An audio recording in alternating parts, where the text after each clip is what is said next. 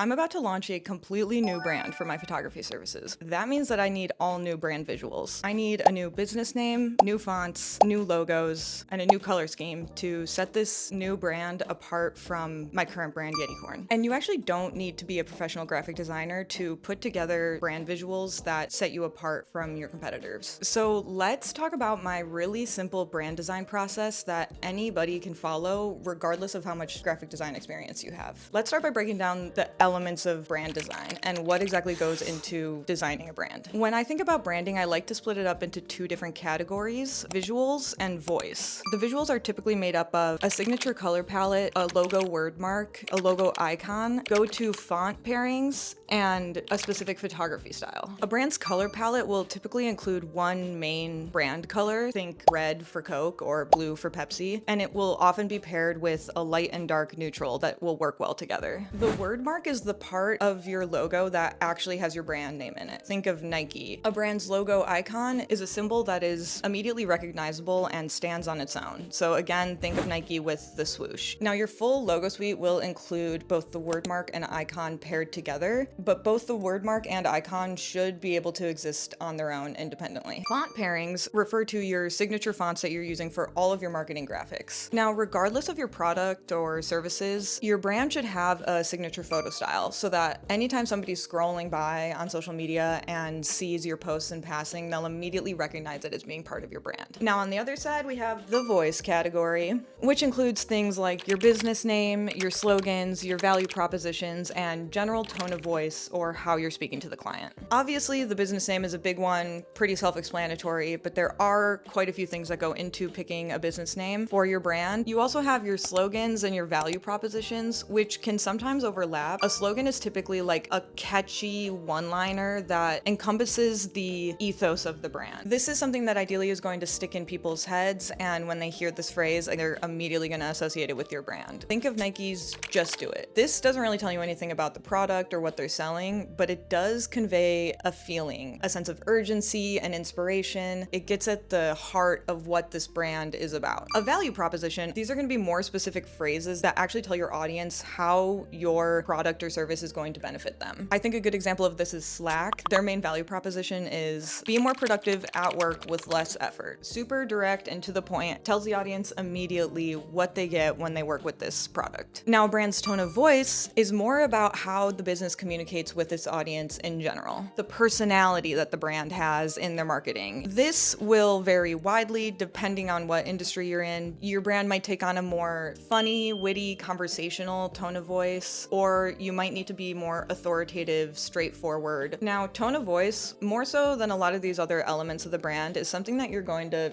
develop more over time as you get to know your audience better. But it's a good idea in the beginning to start to think about how you want to talk to your audience. Okay, so now that we have the basic elements of what goes into a brand design, let's dive into each one of these categories more in depth and actually walk through how you can put these elements together for your own brand. I'm gonna work through this process for my new wedding photography brand, so you can follow these steps and create your own signature brand from scratch. Before we actually get into designing anything, I first like to look for inspiration and put together a mood board. I do think it's a good idea to do some research in your industry or niche to figure out what other people are doing with their branding. But then once you get a general idea of that, I would recommend looking outside of your brand, outside of your niche, even outside of the medium that you'll normally be talking on: magazines, movies, anything that's not online. We all know in this attention deficit economy that standing out is key to attracting new clients to your brand. So even though I am starting a new wedding photography business, I didn't start by pulling inspiration from other wedding photographers or other people in the wedding industry. I actually find a lot of wedding branding to be overly soft and a little too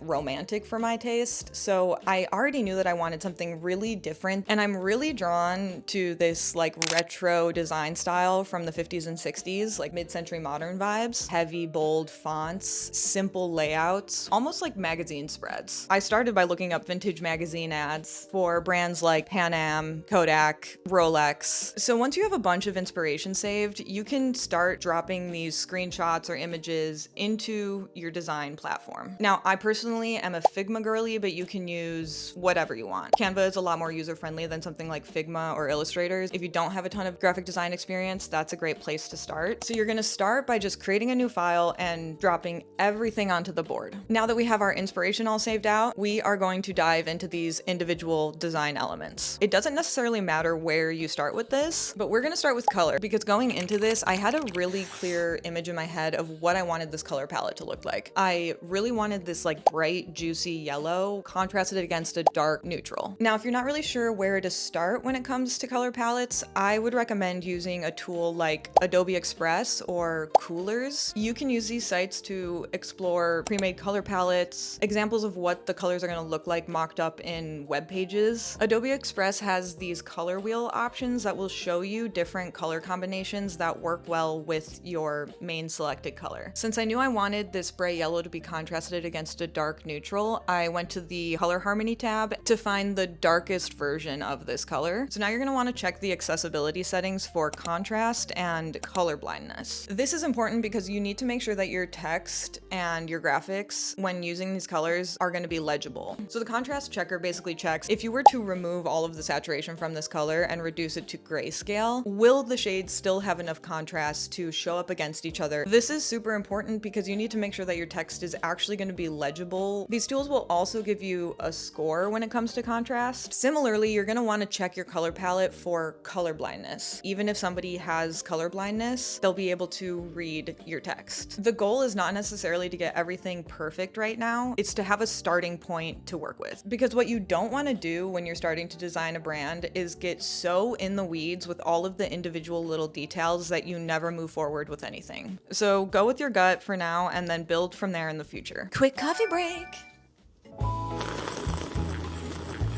And now we're going to talk about the logo icon. I knew that I wanted my wedding photography brand to have this emoji associated with it in some way. This has always been one of my favorite emojis. I feel like it just has like an extra level of intense passion that the normal heart emoji lacks.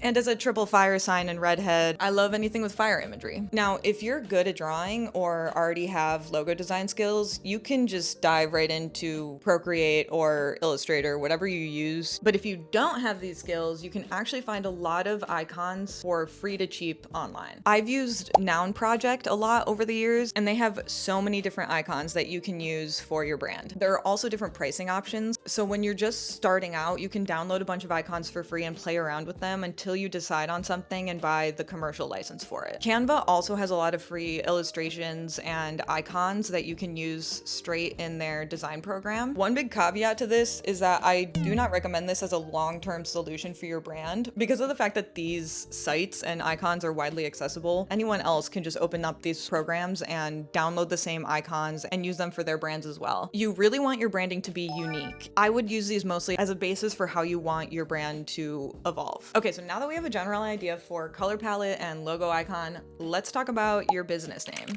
This is obviously a very important one because it's a lot harder to change down the line than something like your color palette or your logo icon. So you do want to give it proper time and attention. Ultimately, you do just need to decide on something and run with it. A few things you'll want to consider when deciding on your business name. Is there any competition? Does anyone else in your industry or niche have this name for their business? Start by searching for it on social. So look it up on Instagram, look it up on TikTok, see if the handle is already taken. But I would also recommend looking up your state's business name availability tool, like this one for Oregon, to see if there are other businesses registered with your business name. This is important to cross-check both of these because sometimes a business will be registered without having a social media presence. Now, when it comes to your business name, I would also recommend keeping it short king business names. There is a reason why some of the biggest, most memorable brands have really short single word names. Nike, Mac, Apple, Google, Slack. God, that feels like dystopian bop it. Also, I can say from personal experience, as somebody who initially started their brand as the Yeti Corn Project, it is a lot easier for people to remember, understand, and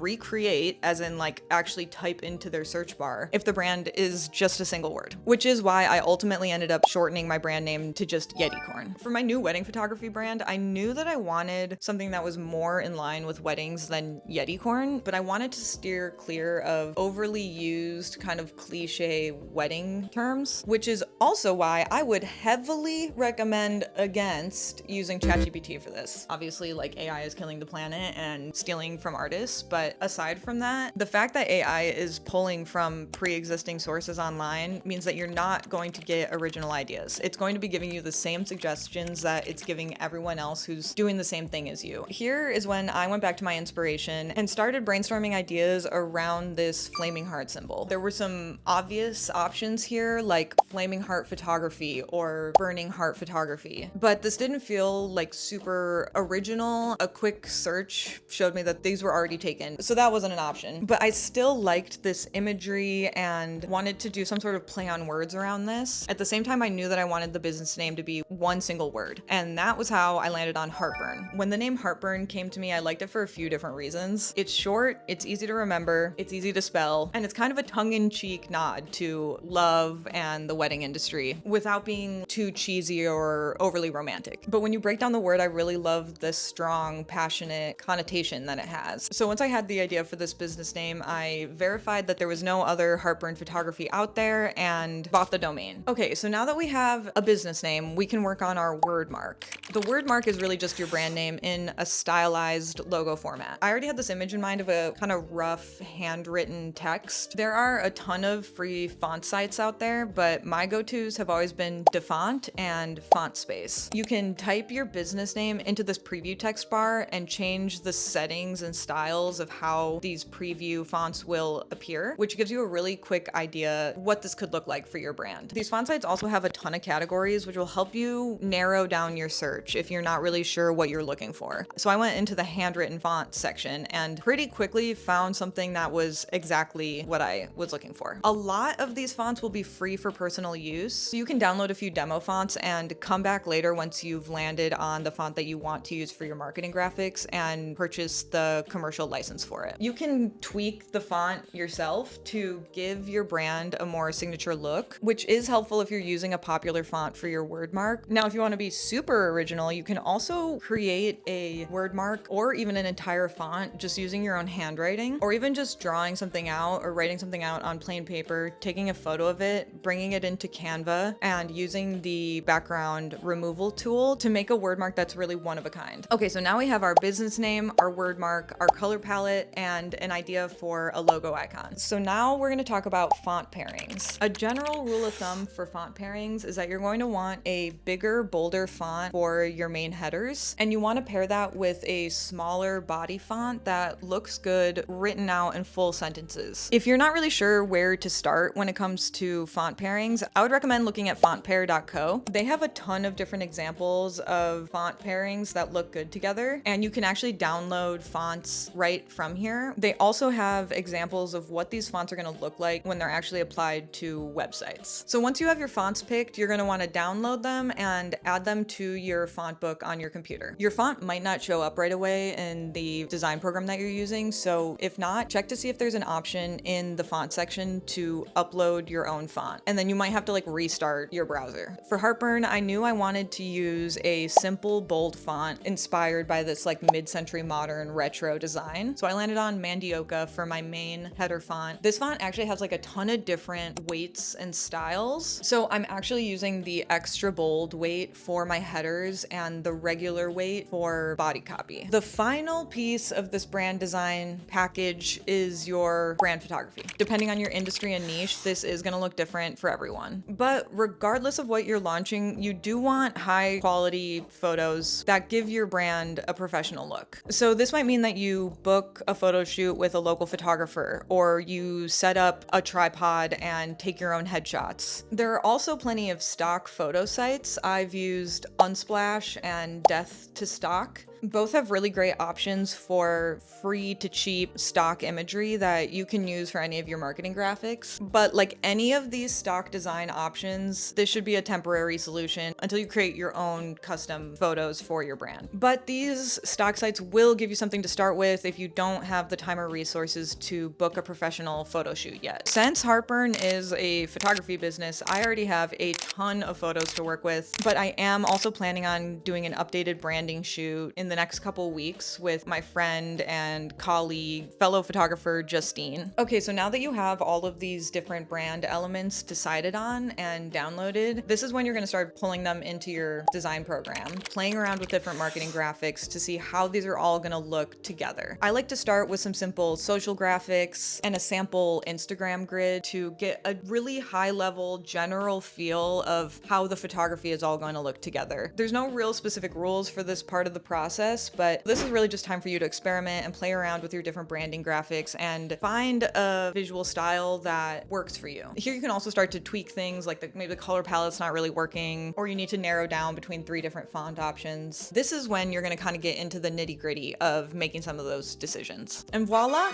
you just created your own brand. So now at this point, you're essentially ready to launch and start posting these graphics across your marketing channels. If you have any questions at all about this process or just want like a second opinion on how your brand design is coming together, drop your questions below. I can't wait to see what you make, and I'll see you at the next one.